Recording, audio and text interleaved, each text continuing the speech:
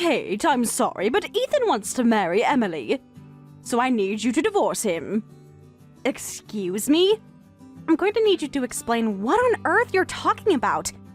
Who is Emily, and what do you mean Ethan wants to marry her?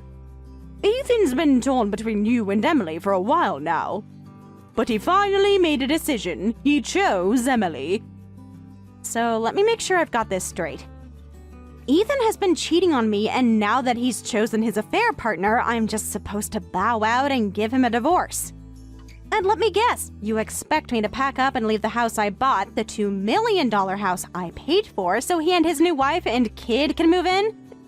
Is that really what you're asking? That's exactly right! It's best for everyone, don't you think? Wow, just wow. You really never disappoint. The word delusional comes to mind, but even that feels too kind. You pushed your son to marry into money, happily let me foot the bill for his lifestyle, and now that he's bored or emasculated or whatever, I'm being kicked out like yesterday's trash? You've got some nerve. Nerve? No! This is what a mother does. It's called love. I'll admit, maybe I went a little far, so here's my offer. I'm willing to give you $300,000 to make. Call it a goodbye gift. Just take the money, sign the papers, and hand over the house. That's your idea of closure? A payoff? You know what that really says? That you've known about this affair all along. You didn't just tolerate it, you supported it, you encouraged it. All this time, I thought we were on decent terms. You even smiled through the wedding. Did you ever mean a single word you said to me? Back then, I supported it because I thought Ethan would finally have a good life. You were wealthy, successful, and came from an established family. You were everything I thought my son needed. But I didn't realize how much it would crush his spirit. Crush his spirit? Yes. Ethan never felt like a man in your shadow. He hated how everyone saw him as the husband who married up, who rode your coattails. He was constantly comparing himself to you. He felt useless. That's why I introduced him to someone softer, someone younger, more agreeable. Emily works at his company. She's sweet, supportive. She makes him feel like a man again. So, not only did you know he was cheating, you orchestrated it. You handpicked his mistress. All because he couldn't handle being with a woman who made more money than him? And you call that love? It's better than watching him drown in self-doubt every day. I had to do something. And now that he's finally happy, I'm asking you not to stand in his way. You've had your time. Take the money and let go with dignity. A real woman knows when to walk away quietly. That's great. That line might work on someone who doesn't see through manipulation, but I'm not her. You don't get to cheat me, lie to me, evict me from my own home, and then tell me how a real woman should behave. Let me clarify something. You want me to give up my husband, my marriage, and the house I paid for in exchange for what exactly? Your approval? No one's asking for anything dramatic. You get a generous $300,000 payout. Yes, the house cost $2 million, but let's be real. It's too much house for one woman anyway. It's time to move on. Ethan and Emily are planning to start a family. This house would be better suited for them. You really do believe this twisted narrative you've built, don't you? That I should just roll over and smile because you threw me a few $100,000 like a consolation prize. And I'm supposed to be grateful?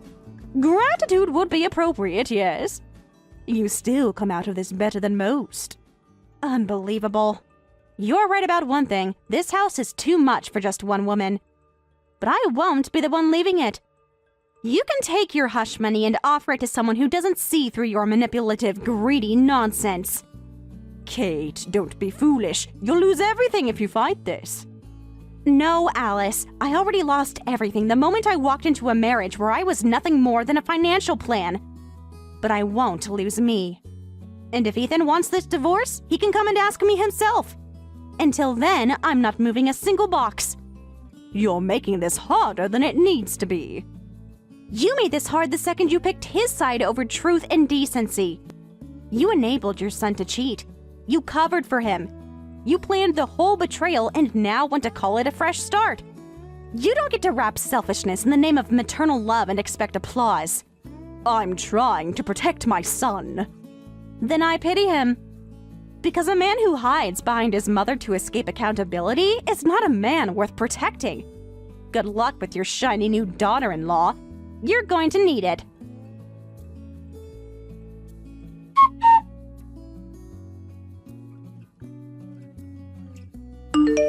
Miss Kate, I'm en route to pick you up now. It seems the moment we've been anticipating has finally arrived. I was mentally prepared for this, I really was. But I'll admit, I didn't expect them to be so shamelessly bold about it. I was a little caught off guard. Yes, it was bolder than we anticipated. We expected some resistance, perhaps even attempts to stall or delay, but not a blatant admission of having a mistress. That level of audacity is remarkable. I suppose people like Ethan think their money gives them immunity, that being wealthy somehow grants them the right to play with people's lives without consequence. Well, he picked the wrong woman for that. I'm not walking away quietly. I'm going to fight this with everything I have. Understood. Everything is in place, the documentation, the correspondence, the photos, even the timestamps from his secret getaways. You're fully armed for this battle. You really are exceptional. Knowing you're backing me up gives me confidence. I don't know how people survive these things without someone like you. You're quite welcome, Miss Kate. I've served your family for years. Supporting you through this process is not only my responsibility, it's a personal commitment. You've always carried yourself with grace and dignity, even while living under Ethan's manipulations. This is overdue. You remember when he told me, if you want the divorce so badly, just buy the house and I'll sign the papers? I bought the damn house, exactly like he said. Took care of everything. And what happened? Nothing. No signature, no papers. Just more lies and delays. At this point, all I can do is laugh at how predictable he turned out to be. A bold move on your part, certainly, but you did your part. And more importantly, he never once asked you to sign over the property. It remains in your name. That gives you leverage. Exactly. I had no intention of staying there, not after everything. I was going to sell it, take the proceeds, and start fresh. But now, after discovering the affair, let's just say I have a few more plans in mind. Honestly, I never thought I'd end up getting a breakup bonus, but if he wants to throw money at me to make this go away, fine, I'll take it. Then I'll hit back twice as hard. You did accept the separation settlement, that is true. But I assume from your tone that you have no intention of letting that be the end of it? Not a chance. He doesn't get to buy his way out of 5 years of manipulation, emotional abuse, and gaslighting. He wanted a war, so now he has one. I've waited long enough. Now it's my turn to reclaim every ounce of power he tried to take from me. Understood. Then I'll begin preparations immediately. First, I'll pick you up and take you to the meeting with our legal team. They're expecting us. Once we finalize our timeline and public disclosure strategy, we can proceed. Perfect. Let's make sure Ethan learns that underestimating me was the most expensive mistake of his life. As you wish. I'll be there shortly. Stay where you are and be ready.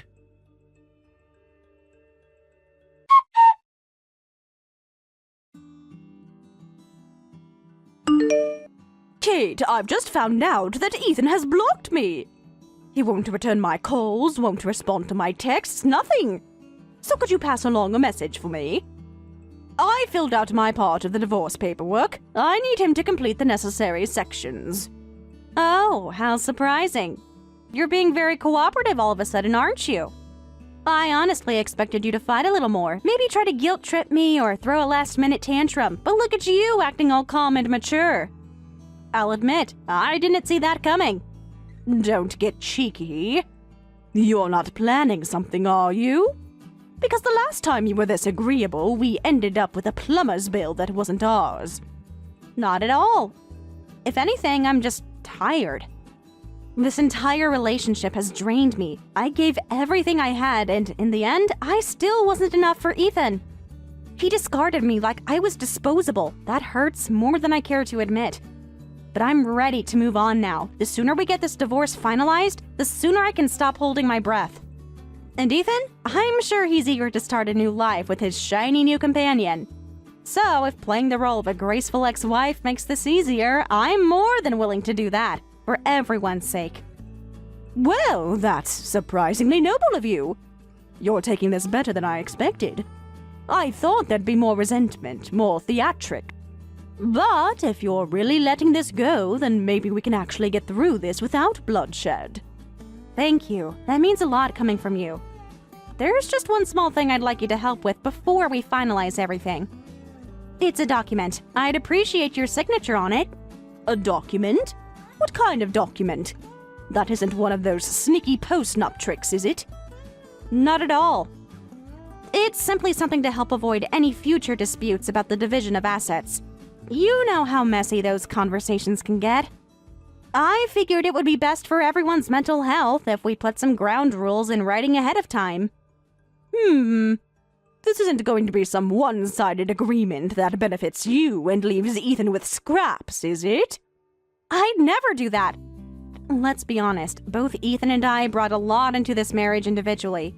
We each owned things in our own names before the wedding, and we continue to maintain our own financial identities even while married.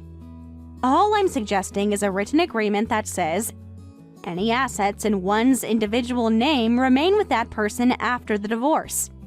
So, you're saying that if Ethan's name is on something, like the car, for instance, then he keeps it? Exactly. That car, I barely used it. It's always been Ethan's thing. And there are several other items like some electronics, collectibles, and stocks that are registered under his name. I'm not trying to claw at anything that's rightfully his. But on the same note, there are items under my name too. And rather than spending weeks bickering over valuations and ownership percentages, I thought we could just avoid that by agreeing to this up front. You've clearly put a lot of thought into this. And I suppose if we don't want this to turn into a courtroom circus, having that kind of clarity might actually help. This whole process has been exhausting enough already. I'd like to avoid dragging it out if possible. Exactly my thinking. The faster we get this sorted, the sooner everyone can go on with their lives. The best case scenario for everyone involved, wouldn't you agree? Well, when you put it like that, yes, I suppose I do agree. You're being far more rational than I thought you'd be. I've had a lot of time to reflect. Anger served me for a while, but now I just want peace. I want to build something that's mine, start over without this constant weight on my shoulders. And I think Ethan deserves that too, in his own way. Even if we didn't end things the way I wanted, I don't want to be the one holding him back. So yes, I'll bring both documents, the divorce papers and the property agreement, when we meet. All right. Bring them, I'll look them over. If everything's as you say, and not some underhanded trick, then you have my word that I'll sign. Let's get this over with, clean and fast. Thank you. I'll see you soon.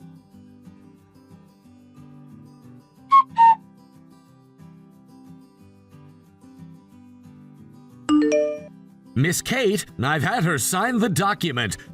To my surprise, she signed it without much hesitation. Truly impressive work on your part. Of course she did. I didn't lie to her after all. And let's be honest, legal documents can be intimidating and hard to grasp for people who aren't used to them.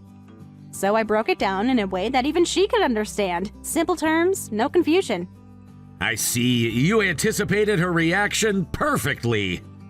Exactly. I explained it as clearly as I could.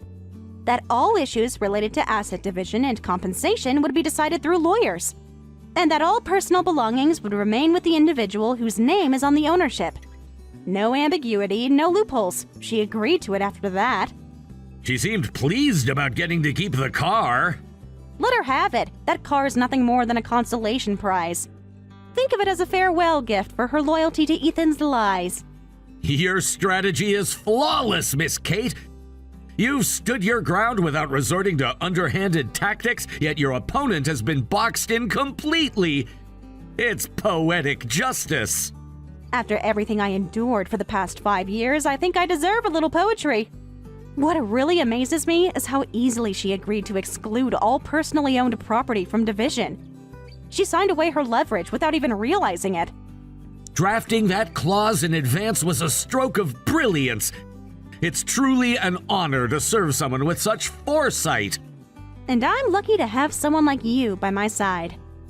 I'm deeply grateful, Miss Kate.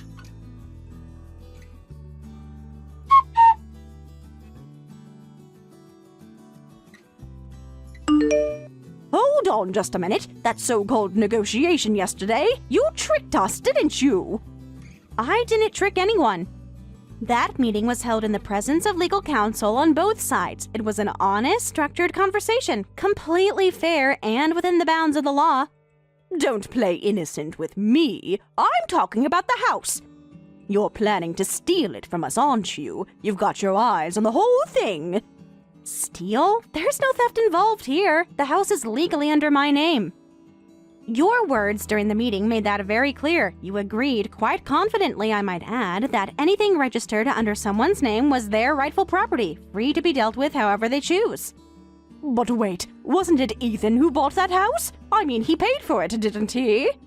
He might have picked it out, but let's not rewrite history.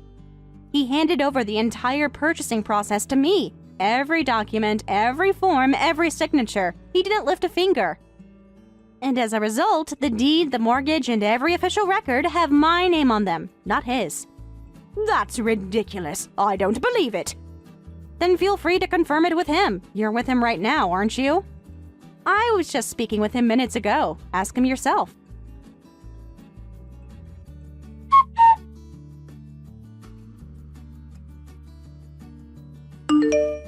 This can't be! See?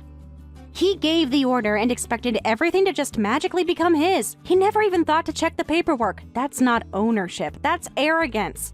By the way, yesterday's meeting only covered the divorce agreement and the separation payout. Now that the divorce is finalized, I'll be moving forward with a claim for damages, specifically emotional distress and infidelity-related compensation. What? Damages? You've already taken the house and now you want money too? Of course I do. We've already submitted evidence of Ethan's affair to my attorney. You can contest it if you like, but I'll warn you, the chances of winning are very slim. Our case is strong. Hold on. Didn't you just say you hadn't even noticed the affair? True, I didn't at first. That part's on me. But just because I wasn't paying attention doesn't mean he was being careful. He never even tried to cover his tracks. That arrogance is exactly why he'll lose. What do you mean, tracks? The last time I stopped by to get Ethan's signature on the divorce papers and the agreement, I looked around a little, quietly. I figured if there was something going on, it'd be in his room. You what? Hotel receipts. A shirt with lipstick stains. Text messages backed up to his tablet.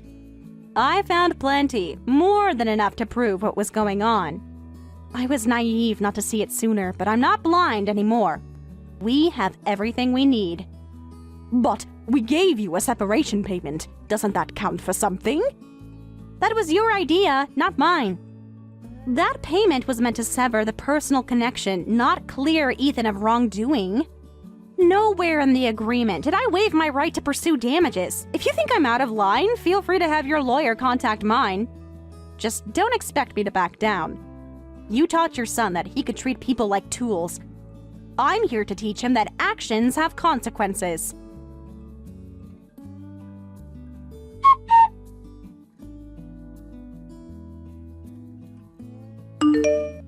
What the hell is going on, Kate?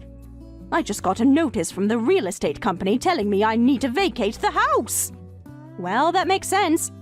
I sold the house already. You sold it? Are you out of your mind? That fast?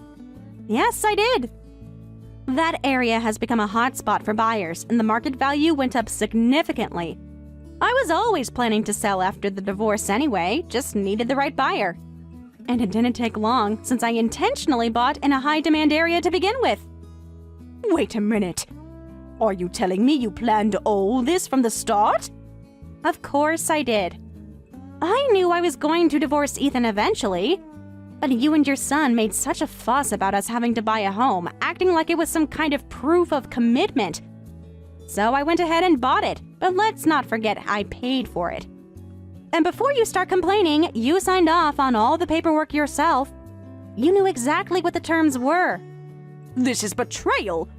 You tricked me, tricked all of us. You'll be hearing from my lawyer. By all means, feel free to go that route. But you'll be dealing with the new owners, not me. They're set to move in next month. And you know what? I actually got lucky. I expected the price to drop a little with the divorce, but the opposite happened. I ended up selling it for $2.5 million. Also, I filed for $180,000 in damages. So, between that and the buyout agreement, I'm walking away with $3 million total. It worked out better than expected, honestly. Hold on. You're asking for $180,000 in damages? That's insane! Nobody pays that much in a divorce. Even cheating cases don't go that high. This is outrageous. If it was just about the affair, you'd be right. But this isn't just about Ethan cheating. The amount reflects multiple things: emotional abuse, psychological manipulation, and financial control from Ethan. And let's not forget the years of harassment I endured from you. Harassment? What are you even talking about? You're seriously going to start making up lies now? Nothing I'm saying is a lie. Ethan called me things like a woman who's only good for making money, a failure who can't even respect a man, someone so cold and heartless it'd be disgusting to have a child with you. All of it is recorded. Every word is on tape. And you? You threw dishes at me just because you didn't like my cooking. You accidentally bumped into me near the stairs more than once. Let's not forget the time you dumped boiling water on me and said your hand slipped. I still have the doctor's report from that burn. All of it is documented, and every bit of it is going into the case.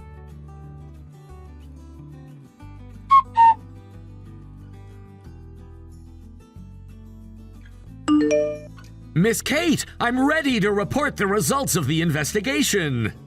That was fast. I wasn't expecting you to be done already. So, what did you find? Much easier than I anticipated. Mr. Ethan falsified parts of his resume and used that to secure his current position. Let me guess. He lied about his work history? Exactly. According to our findings, Ethan is currently working as an international sales manager at a major corporation. But on his resume, he greatly exaggerated his foreign language skills and fabricated an overseas assignment that never happened. Of course he did. That's just like him. He always wanted to look more impressive than he actually was, and now he's sitting in some high-rise office because of lies? Yes, ma'am. The deception seems to have worked for a while, but with this information, I imagine his current employer will have a very different view of his qualifications. Good. Let's make sure they do. Send everything we have to his HR department, and don't forget to include that little love letter I drafted. Understood. I'll format the data accordingly and include your personal message as requested. I'll make sure it's delivered with the proper sentiment. Make it memorable, Smith. If Ethan thought he could rewrite his past, let's help him face the truth with consequences.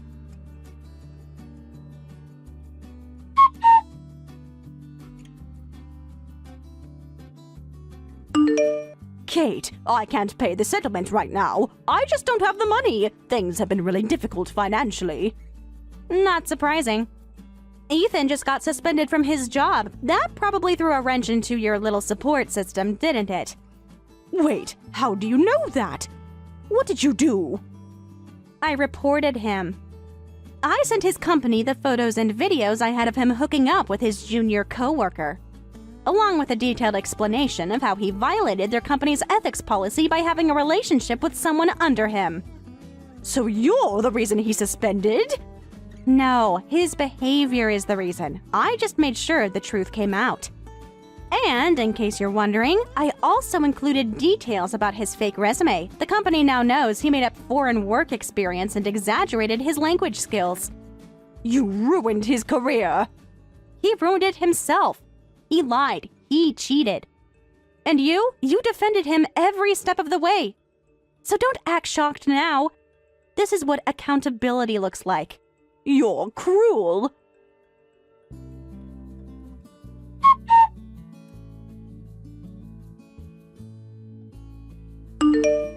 How could you do this? Ethan got demoted. He got demoted because the company reviewed his conduct and qualifications and made a decision. Did you really think they wouldn't dig into things during his suspension? But a demotion? Isn't that a little extreme? He couldn't deny the affair. There were photos, videos, timestamps. It was all there, and the evidence was overwhelming. And once HR started investigating, it didn't take them long to realize he'd lied about his resume. His language skills were exaggerated, and he never actually worked overseas like he claimed. Big corporations don't just let that slide. They dig. They verify. As a result, Ethan was bumped down from manager to a regular staff role. I've heard his salary's been slashed by nearly 40%. How do you know all that? That's supposed to be private. Let's just say I have my ways. But the important thing is, he's no longer in a position of influence. His promotion track is over. His golden career, gone. Oh, and in case you're curious, his affair partner, Emily, got hit too. Her evaluation dropped, and she's been reassigned to a different department. And with my settlement demand hanging over them, I'm sure they've both got their hands full now. Please, don't you feel even a little sorry for him? Sorry? For the man who cheated on me and lied to everyone? No, the only one I feel sorry for is myself for ever being involved with either of you.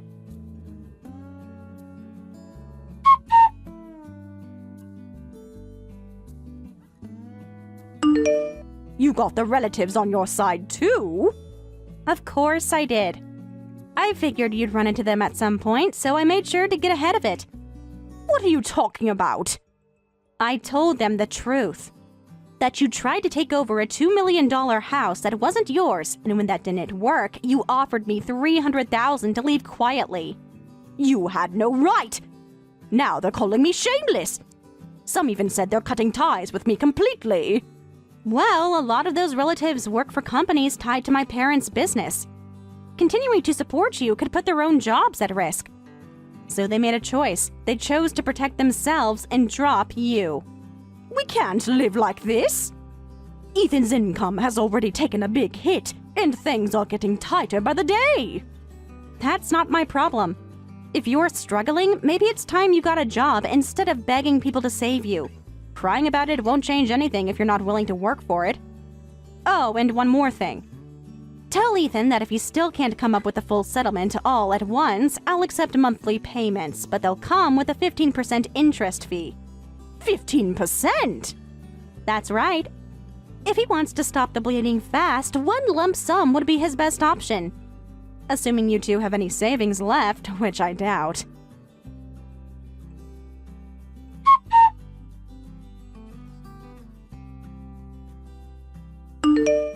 Miss Kate, I wanted to inform you that Mr. Ethan has applied for the job posting we discussed. You're kidding. He actually took the bait? Given his current situation, it was inevitable. The listing I anonymously submitted was tailored to match his supposed skill set almost too perfectly. There was no way he could resist it. I figured he'd try to claw his way out of the mess he created, but this is almost too easy.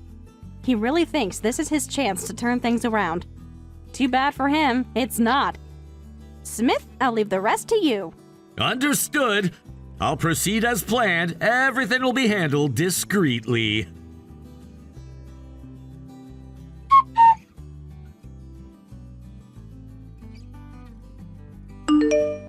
Hey, I called the number listed on that job posting and now my son is completely falling apart. What the hell did you say to him? Good afternoon, ma'am. Thank you kindly for reaching out. Allow me to introduce myself. My name is Smith. I'm Miss Kate's personal assistant and advisor. What are you doing involved in a job interview? Why were you even there? You seem to be mistaken. That was not a job interview. It was something far more important. I was there to deliver what we consider a final notice, a personal message from Miss Kate to Mr. Ethan. A message? What kind of message? A very thorough one. It was a file documenting 5 years of verbal abuse, physical aggression, and patterns of manipulation, all meticulously compiled and time-stamped. Copies of that file now exist in multiple secure locations. If it were ever to be made public, it would effectively make Mr. Ethan unemployable. In certain circumstances, it could even lead to legal prosecution. That sounds like a threat to me. I assure you it is not a threat. Miss Kate has merely extended her mercy by choosing not to expose him. But let us be clear, the only reason such devastating evidence exists in the first place is because of Mr. Ethan's own actions. He wrote his own downfall. She's just giving him a chance to read it.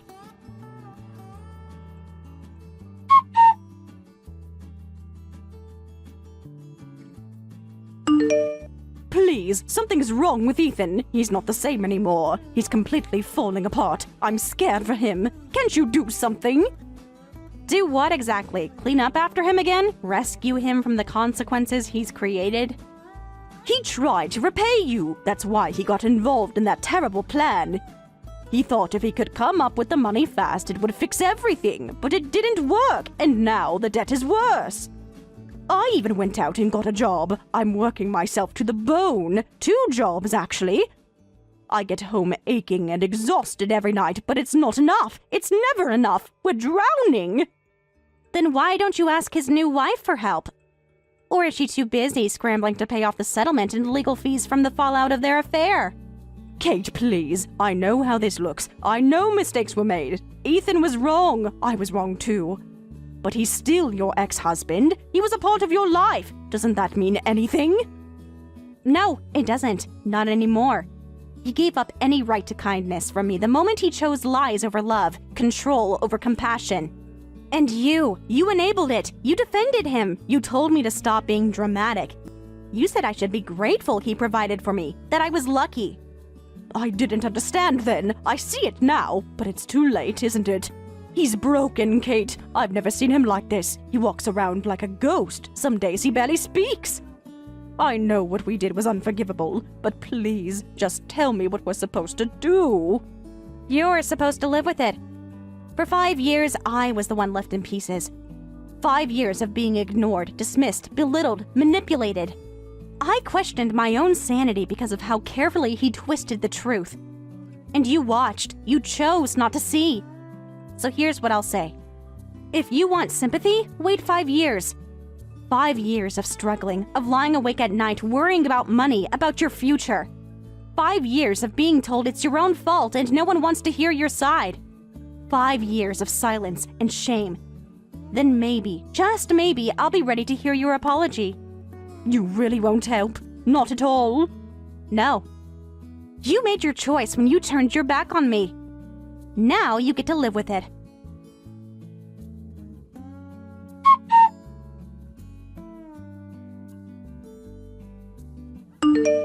Ethan's life had completely spiraled out of control. After being forced to pay alimony, he started cracking under the weight of the stress. Not only was he financially ruined, but someone had also gotten a hold of his darkest secrets and began blackmailing him.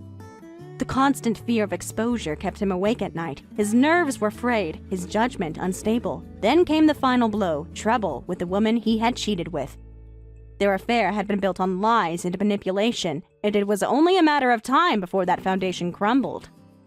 She began making demands, accusing him of ruining her life, threatening to go public with even more details. The arguments turned violent, and soon Ethan found himself completely cornered, emotionally exhausted, and mentally fragile.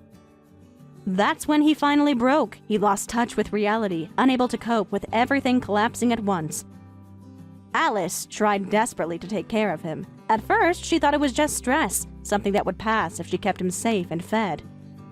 But as the days turned into weeks, and Ethan began lashing out, throwing things, and shouting at nothing in particular, Her hope began to wane. She couldn't calm him. She couldn't protect him from himself.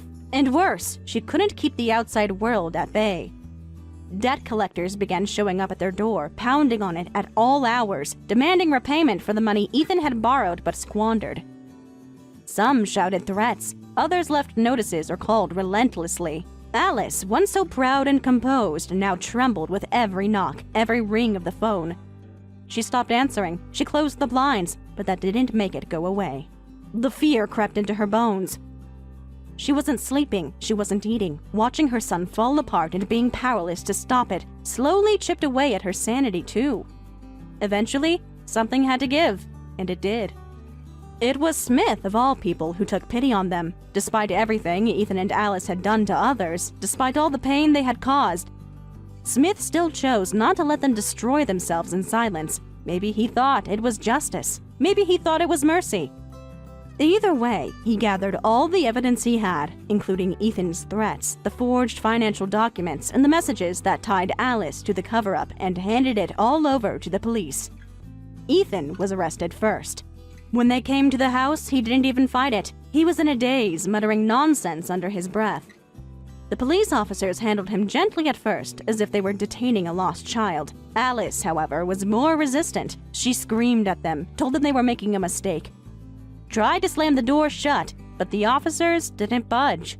When they explained what she was being charged with, she collapsed to the floor, too stunned to speak.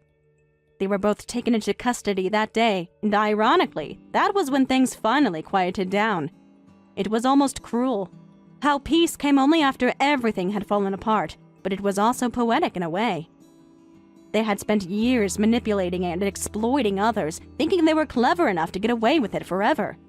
In the end, their lies caught up to them, and in the wake of their downfall, there was finally silence. As for me, I had already stepped away from that world before the worst of it happened. I moved into a small condo I had purchased entirely with my own savings. It wasn't anything extravagant, but it was mine. I had earned it. No one could take it away from me, and no one had the right to claim they built it for me or that I owed them something. I furnished it slowly, piece by piece, choosing each item carefully and intentionally. It became a place of peace, a space where I could breathe without worrying someone would come along and try to poison it. My work had been going well too. Freed from the drama, I found my focus again. I built a reputation for being reliable and thoughtful, someone who delivered results without drama. Clients respected me and colleagues supported me. I felt like I was finally building a life on my own terms.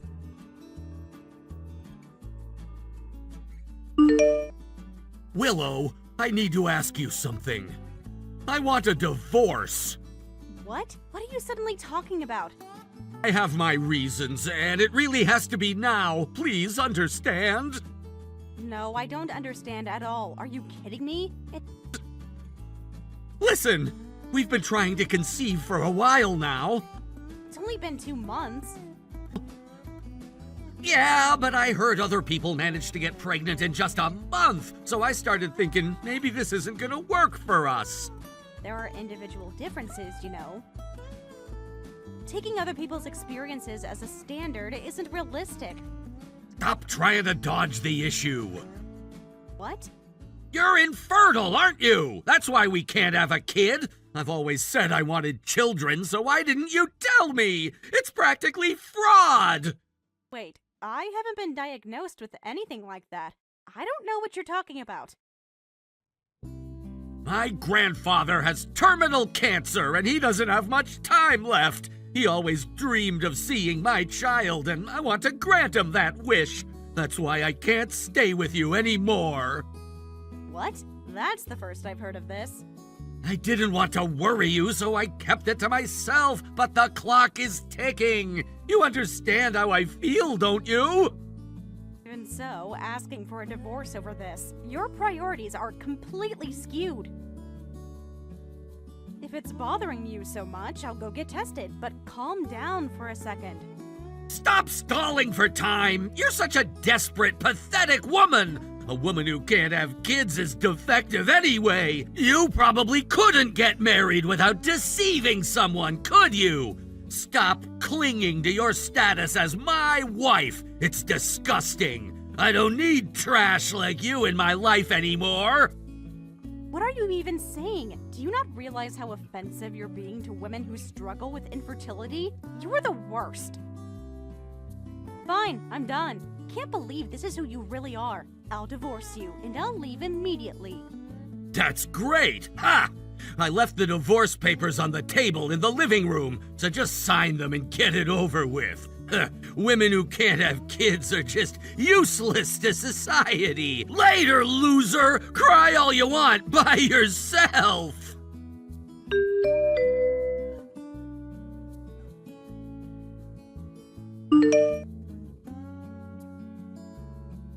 Willow, I heard from my brother that you two got divorced. Is that true? What happened? Sakura. I'm sorry. I've been struggling to find the right time to tell you. Well, he told me to divorce him because I couldn't have kids. I feel bad about his grandfather's situation, but honestly, his personality shocked me. His grandfather? You mean our grandfather? Yeah, he said he's terminally ill and doesn't have long to live. Huh? But Grandpa is as healthy as ever. What? He's out fishing all day, every day. He's always been strong, coming from a family of fishermen, and his stamina is endless. And as for our other grandfather, he passed away several years ago. Who is he even talking about? That bastard. He tricked me. If that's true, then I can't forgive my brother either. Willow, I've always thought of you as a real sister. I don't want something like this to separate us. Sakura. Well, after getting married, we started realizing how different our values were. We argued a lot. Maybe staying together was never going to work. Maybe it was just time to move on. I see. Still, I know this must have been a terrible experience for you, but please prioritize your happiness from now on. Yeah, thanks, Sakura.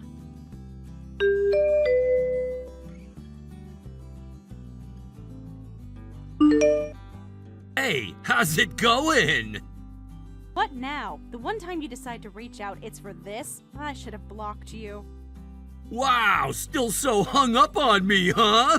I mean, seriously, a woman I dumped for being infertile shows up at my workplace? What's the deal? And on top of that, a bloated whale like you at a model shoot? What a joke! You're just in the way. Sorry, but I have zero regrets about leaving you. Oh, by the way, I'm a photographer now, so I'm a total chick magnet. Unlike some overweight, acne-riddled mess like you. You've got a lot to say for someone so self-absorbed. Newsflash, I wasn't there for you. Then why were you even at the studio? A place like that isn't for someone like you. Wait, let me guess. You came to see me, didn't you? Well, too bad. I'm married now. You're so annoying. I'm going to file a complaint. Oh yeah? Try it if you can. This place is restricted to authorized personnel only. Ha!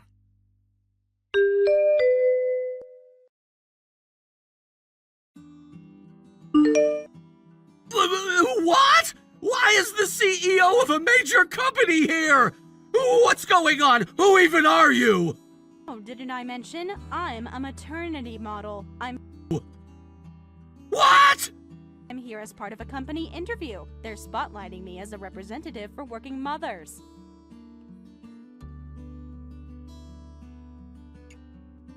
I wanted to showcase how the company supports shorter working hours during pregnancy and even after maternity leave. They chose me because I used those benefits. Oh, and by the way, mistaking a pregnant woman for just being overweight? You should get your eyes checked. Sure, I've gained weight and my skin isn't as clear as it used to be, but you know, pregnancy will do that. No, this has to be some kind of mistake. You're infertile. You couldn't have kids, right? That's just something you convinced yourself of. After we got divorced, I went and got tested. Turns out, I didn't have any problems at all. Like I said back then, there are individual differences. For all you know, you might have been the issue. Why would it be me? It's just a possibility. Infertility affects men too, you know. Ever heard of that? Well, no! None of my guy friends ever mentioned it! Besides, my wife just had our baby recently, so it's definitely not me. It had to be you! Not my concern. My best friend said infertility is almost always the woman's fault, so there, that proves it! And once again, you're blindly relying on other people's opinions. Stop making everything someone else's problem. You're so damn annoying. Whatever. I don't care anymore. I divorced you, married someone I actually wanted, and I'm good now. Excuse me? So what you're saying is that you were cheating on me, and that's why you wanted a divorce? That's right. And I knew if you found out about the affair, you'd come after me for alimony. So I conveniently used your so-called infertility as an excuse to break things off. Ha! Wow, that was already a pretty pathetic excuse, but okay. First, I figured I'd keep stringing you along to handle the housework while I had fun on the side. But man, you were such a drag to be around, I just thought, screw it! You know, looking back, I was stupid for rushing into the divorce without putting up more of a fight. But then again, it worked out for the best. After I left you, I changed jobs and met my current husband. We didn't have any trouble having a baby, and now I'm genuinely happy. In that sense, I guess I should thank you. We've both moved on, so do me a favor and stay out of my life from now on. No problem. I don't want to see your ugly face ever again anyway. Fine by me, and if you ever get into trouble, don't even think about reaching out to me. Goodbye.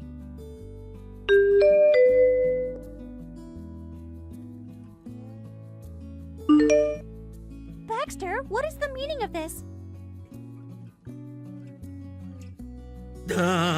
Sakura? I heard from the CEO. You managed to anger the CEO of the company you were working with today for the shoot. Care to explain? So word already made its way to you, huh? Of course it did! Do you know why you were able to get hired as a photographer at such a reputable company despite your lack of experience and sales ability? It was thanks to me, my connections. Well, yeah, but... No but! It's because I spent years working in publishing, expanding my network, and proving myself. I vouched for you, using the trust I built up over time to get you a job at my acquaintance's studio. Have you forgotten that? Of course not! How could I forget? Then why on earth did you say such awful things to Willow? And for that matter, why were you even at the studio today? You weren't scheduled to work. Well, that's because... Look, I have a lot of things I want to ask you, but let's start with the most important one. What's that? Do you genuinely think it's okay to insult women who can't have children? What? I heard from witnesses that you were mocking her, saying things like, trash like you who can't have kids should just go home. Do you even understand how disgusting that is? Oh, and by the way, Willow isn't infertile. Well, how was I supposed to know that? I thought she was! It's her fault for not saying anything up front! Besides, women are meant to have kids. A woman who can't have children has no value, don't you think? Baxter, do you remember that I had endometriosis when I was in middle school? Yeah, you used to have really bad cramps during your period, but you said it got better, right? Because of that, I'm infertile. What? I've known since I was a teenager that I wouldn't be able to have children. A doctor told me so. I didn't know that! You never told me! Of course I didn't! Do you think that's an easy thing to share? The only people I told were Mom and Willow. You? Yes, and do you know what she said to me when I confided in her? She said, that's a really painful thing to deal with, but it's nothing to be ashamed of. One day you'll meet someone who loves you for who you are. Don't lose confidence in yourself. She comforted me in a way I'll never forget. I didn't know any of this! Not only that, but she said that if she ever had children, she'd want me to be their godmother. It made me so happy because I had given up hope of ever being involved in a child's life. Dee, so that's how it was. And now, what did you just say? Go on, repeat it for me. No, that's not what I meant. A woman who can't have kids has no value. Isn't that what you said? After all the help I gave you to land your job, that's the kind of nonsense you're spouting? If anyone here is trash, it's you. I'm sorry. I didn't mean it like that. I wasn't thinking.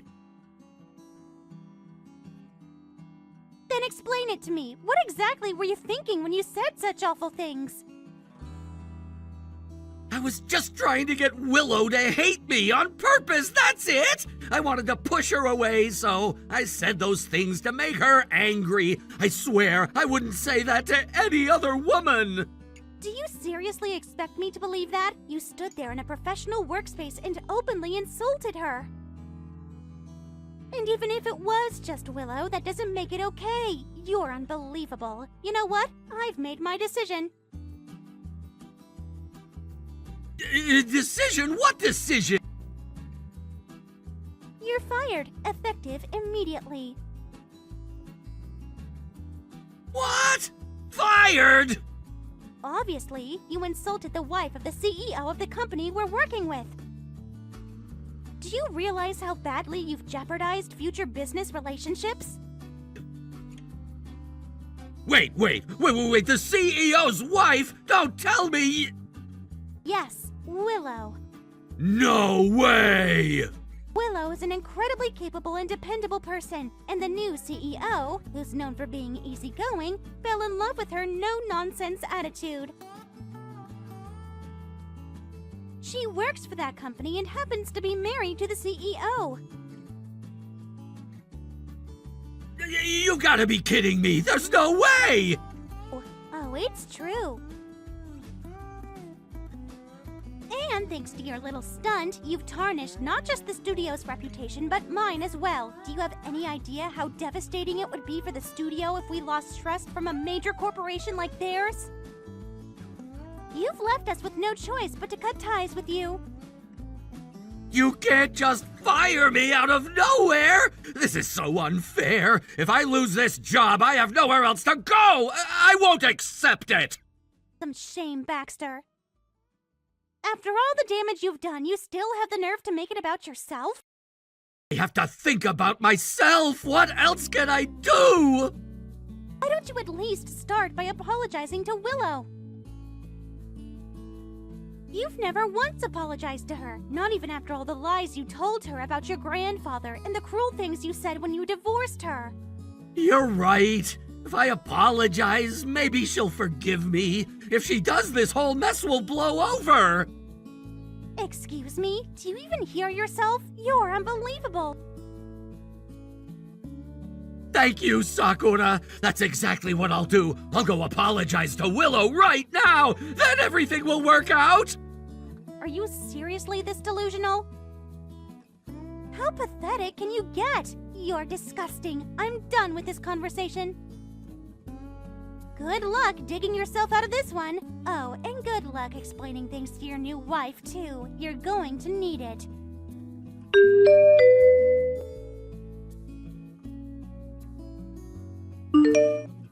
Willow, I need to ask you for something. Didn't I make it clear last time? Don't contact me anymore. I want us to get back together. Excuse me? Are you serious? You're trying to win over a married woman while being a father yourself? What kind of twisted logic is that? Do you even have a shred of morality left? Woman, I mean, my so-called wife isn't anything to me anymore. Damn it, this is all messed up. Oh, I see. So, something happened. Care to explain? She was pregnant with another man's child. When we did the DNA test, it came back clear as day. It's not mine. It's someone else's kid. The results came in just last night. Wait. So let me get this straight. You're telling me the woman you cheated on me with was cheating on you? Oh my god, this is hilarious.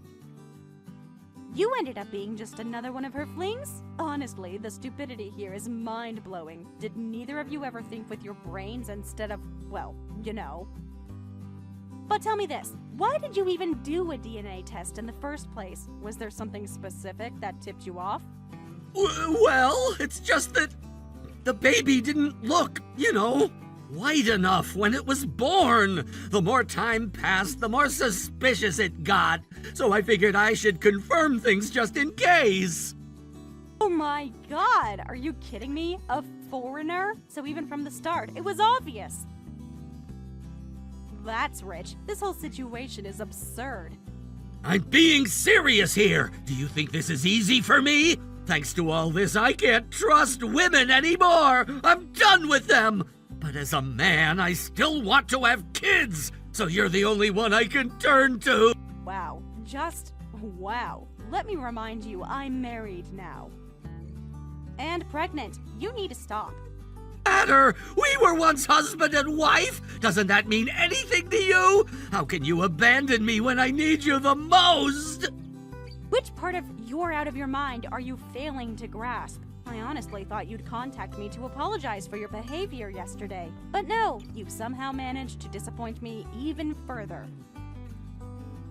I didn't think it was possible. You know what? I've been letting this slide, thinking it's not worth my time. But you're so unbelievably ridiculous that I feel like I need to set an example, for society's sake.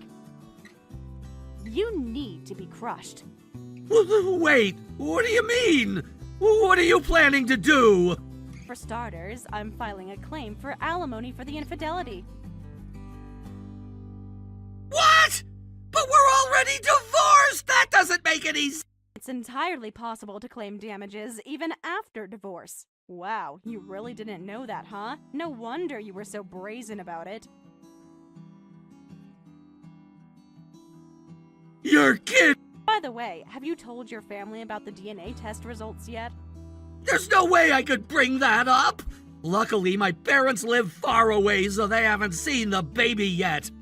Oh, don't worry about that. I already informed them. I made sure to include the bit about your cheating, too. What? You did what?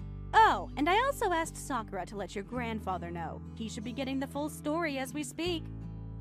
Not Grandpa, too! Stop it, please! My parents and Grandpa will be furious! You know how scary they can get! And Sakura, she's already furious with me after yesterday's fiasco! I don't need this piling on! Oh, I think they've suspected for a while. They just didn't have the evidence to confirm it, but now they do. It doesn't matter! I only said I cheated! It's just words! Without proof, it means nothing! Oh, funny you should mention that.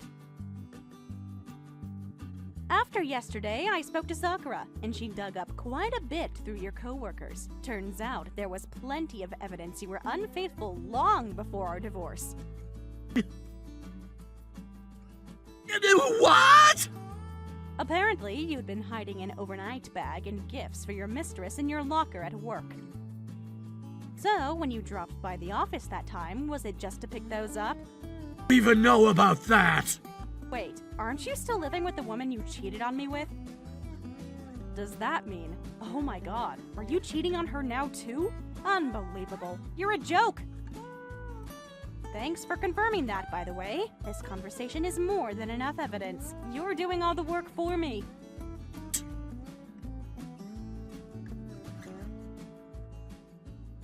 Damn it! Damn it! This is all your fault! My entire life is falling apart because of you! No, the only thing that's truly fallen apart is your brain. Let me break it down for you. You left me so you could marry the woman you were cheating with. Then she went and had another man's baby. Meanwhile, you were cheating on her with someone else. This is like a soap opera from hell. And now you think I'd take you back? Really? What was I supposed to do? Tell me, what can I do to fix this mess? I'm gonna lose my job, my family, everything! You're the only one who can save me now! You have to help me! Not my problem. I'm not your savior. I'll apologize for everything, okay? I was wrong. I'll change. I'll treat you like you deserve. Please, you're the only one for me. Are you for real? You seriously think I'd pick up the trash you've become? Get lost, you pathetic excuse for a man. What?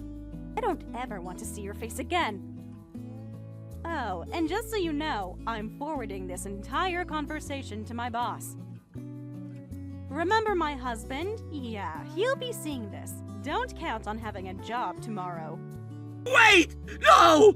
Please don't do this! Go ahead and cry all you want. Oh, and consider yourself blocked. Bye-bye. Make sure to enjoy your loneliness.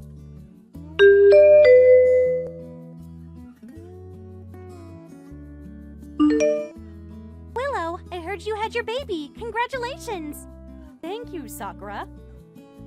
Yes, I had a baby girl. Actually, if it's okay with you, I was wondering if you'd be willing to be her godmother. What? Really? Are you sure? I mean, I'm not even your sister-in-law anymore. Of course I'm sure. I'm not asking you because you're my sister-in-law, or were, I guess. I'm asking you because you've always been there for me, because you've been someone I could truly count on. That's why I'd like you to do this. Willow, thank you. Truly, thank you so much. It means the world to me. Oh, by the way, speaking of things on my mind, can I ask you how that how he's been doing lately? Just curious. Oh, him? Well, last I heard, he was caught up in a mess with divorce settlements, alimony, and other drama. But since both parties were cheating on each other, it seems they agreed to call it even and go their separate ways. Honestly, it's kind of hilarious if you think about it. And apparently, he got a little paranoid about things recently. He decided to go for some tests. Turns out, he's infertile. Can you believe it? After all that mockery and arrogance from him? Oh, wow. I don't even know what to say to that. Karma, in my opinion. Pure and simple. Honestly, though, I think it's for the best. If those genes were passed on, it'd probably just lead to more trouble down the line. Better that they don't continue, right?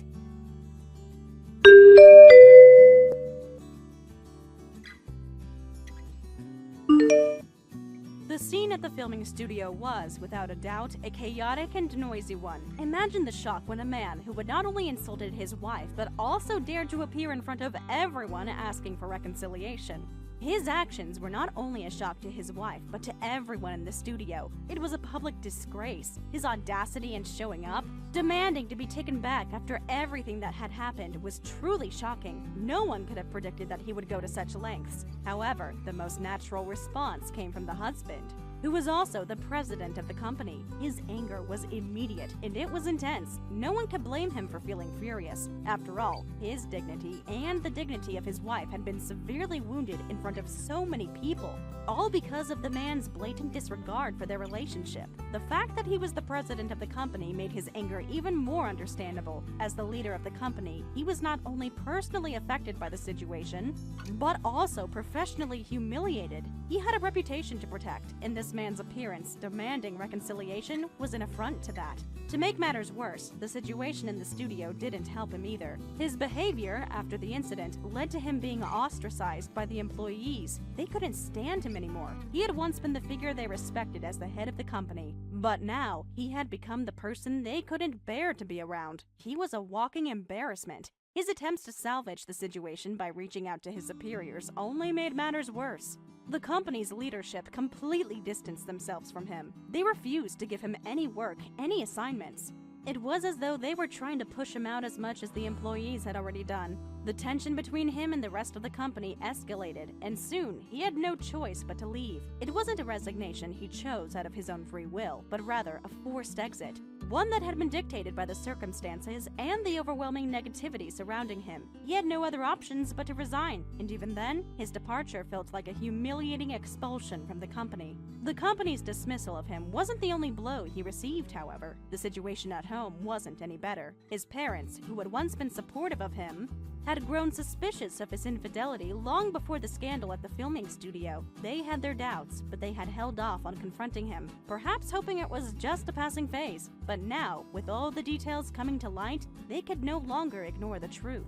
The infidelity was undeniable. They felt betrayed, not just by his actions, but by the way he had kept them in the dark about his personal life. His parents had always believed in family loyalty, but his actions had shattered that. They couldn't reconcile their love for him with the hurt he had caused. It was clear that their decision to cut ties with him was a painful one, but they had no other choice. The depth of his betrayal left them no room for forgiveness. They decided to disown him, effectively severing all ties. They could no longer stand by a son who had shown such blatant disrespect for the values they had tried to instill in him. Their disowning him was an act of finality, a clear message that his actions had consequences far beyond the immediate fallout. In their eyes, he had crossed a line that could never be uncrossed, and as a result, they made the painful decision to remove him from their lives entirely. In the midst of all this, he apparently turned to Sakura for help. Given everything that had happened, it seemed like a desperate last attempt to salvage something from his shattered life. However, his plea was met with complete indifference. Sakura, who had been involved in his life, whether personally or professionally, chose to ignore him entirely. She didn't respond to his messages or acknowledge his efforts in any way. His plea for help, for some sort of emotional support, was completely brushed off. It was as though she had made a firm decision that there was no place for him in her life anymore. Whatever hopes he had of reconciling or even gaining sympathy from her were dashed. She had clearly moved on and had no intention of engaging with him. The issue of male infertility, which he had brought up in their previous conversations, was also left unresolved. He had been the one to mention it, but Sakura never replied. It was one of those topics he probably hoped would elicit some kind of sympathy or understanding, but instead, it was met with a cold silence. His words about the infertility issue seemed almost irrelevant in the grand scheme of things, considering the mess he had created with his infidelity. For Sakura, there was nothing more to discuss on the matter. She wasn't interested in engaging with him on a topic that seemed trivial in light of everything else that had happened. He probably hoped that Sakura would at least offer some understanding or support regarding his condition, perhaps out of sympathy or some lingering feelings. However, there was nothing but silence on her part. She didn't feel the need to explain herself or respond to his claim. In a sense, her silence spoke volumes. She wasn't going to be manipulated into providing comfort for him after everything he had done. His attempts to draw her into a conversation were ignored, and he was left with nothing but the echoes of his own desperate words. As the days went by, it became increasingly clear that there was no way to turn back the clock.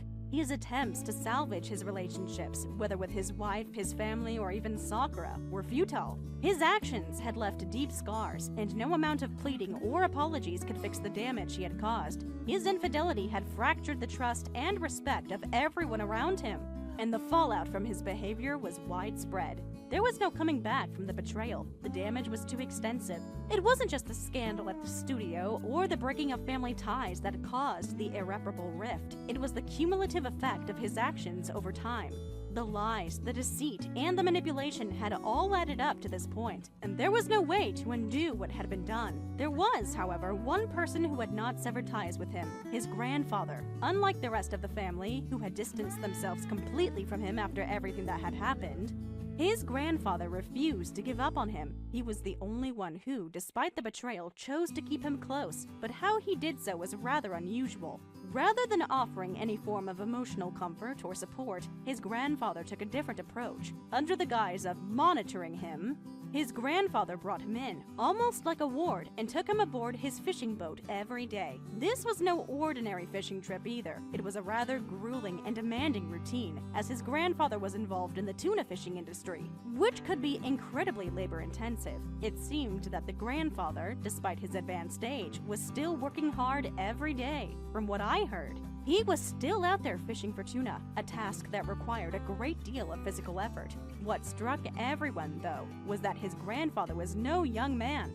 In fact, he was well past 90 years old, an age that most would associate with slowing down and perhaps even retiring from such hard labor. But instead, he continued to work, and not only that, he seemed to be using the fishing trips as a way to keep a close eye on his grandson, the man who had fallen so far from grace. It's hard to imagine how this old man could keep up with such physically demanding work at his age, but there he was, showing no signs of slowing down. It makes you wonder just who this grandfather really is, doesn't it? How could a man of his age still maintain such an active role in the fishing industry, especially when his grandson, the one he was now watching over, had gotten himself into such a mess? Was it just the need to stay active, or was there something more to his actions? Perhaps the grandfather believed that by keeping his grandson close, he could teach him some sort of lesson, or at least give him a sense of purpose through hard work. Maybe, despite everything, he still held on to some hope that his grandson could be redeemed in some way, or at the very least, learn some responsibility from the tough life he was being subjected to on the boat. When I think about it, I can't help but wonder what kind of person his grandfather really is. It's almost surreal to think about. This man, at such an advanced age, still working on the boat every day, doing the kind of hard labor that most people would be too tired to even think about. He seemed to be a relic of a bygone era, a man who had lived through so much and yet was still pushing forward, unwilling to retire or rest. It's almost as though his whole identity was tied to his work, and he was determined to continue working as long as he could, no matter how old he got. But what struck me even more was the fact that his grandfather, despite everything that had happened with his grandson, had not given up on him. He had not cast him aside like the rest of the family had. Instead, he had taken him in under the pretense of monitoring him. It was as if his grandfather believed that the only way for his grandson to learn something valuable was through this brutal daily routine. It wasn't a comforting or easy environment, rather it was harsh and demanding, a far cry from the usual cushy life he had once known. Yet somehow, his grandfather seemed to think that this tough love approach would somehow help him turn things around. It was almost as if he believed that the physical toll of working on the boat would teach his grandson the importance of hard work and the value of persistence. In the midst of all this, I recall hearing something particularly shocking. It seems that the grandfather, despite his advanced age, had been diagnosed with terminal cancer. It was difficult to comprehend, especially considering how active and vital he seemed to be despite his illness. The idea of a man so old, dealing with such a severe condition, yet still pushing himself to work every day was almost unbelievable. I couldn't help but think that this was something he had probably kept to himself for a long time, not wanting anyone to feel sorry for him. Maybe he didn't want anyone to know about his illness. Perhaps because he didn't want to appear weak in front of his grandson or anyone else. It was as if he was trying to show that even in the face of his own mortality, he could still stand tall and continue working. But then, I started to wonder if the whole terminal cancer story was even true. Could it have been a lie, perhaps concocted by the grandfather himself to explain his actions? To explain why he was still so active and why he insisted on keeping his grandson close? Could he have been using this as an excuse to justify the demanding lifestyle he had imposed on his grandson? To make it seem like he was doing it out of some sense of urgency because of his health condition? The more I thought about it, the more I realized that it was hard to say for sure, but one thing was clear. The grandfather's actions were not just about keeping his grandson occupied. There seemed to be a deeper reason behind them, one that was rooted in his own sense of responsibility or perhaps even guilt over his grandson's situation. I couldn't help but feel a strange sense of amusement when I thought about it. Here was this elderly man, still working hard every day, keeping an eye on his grandson, all the while possibly dealing with a serious illness that most people his age would be too frail to even handle. And yet, despite everything, there was something almost absurd about the whole situation. The fact that he had managed to carry on as if nothing had changed, continuing his work despite his condition and the way he had brought his grandson into this world of hard labor. It just seemed almost too much to comprehend, and I couldn't help but laugh to myself when I thought about how he had managed to convince everyone that he was terminally ill, when in reality, he might have been pushing himself just to prove a point. Whenever I remember this, I can't help but find it somewhat amusing. It's hard not to chuckle at the absurdity of the situation, even though I understand the seriousness of it all. It's as though his grandfather had turned his illness, if it was even real, into a kind of game or challenge. The whole thing is so bizarre that it still makes me want to laugh, even though I know it's not really a laughing matter. For now, though, it seems that the only thing his grandson can do is endure this harsh, difficult environment. Despite everything, it looks like he's pushing through, trying to survive in a situation that's as far from his comfortable life as possible. Whether this tough love approach will help him in the long run remains to be seen, but it's clear that his grandfather is determined to keep him under watch, making sure he doesn't stray too far from the path he's trying to teach him. Thank you for watching and listening. We hope you enjoyed the video. Don't forget to like this video and subscribe. Also, feel free to leave a comment about what you thought of the story. We look forward to seeing you at the next story.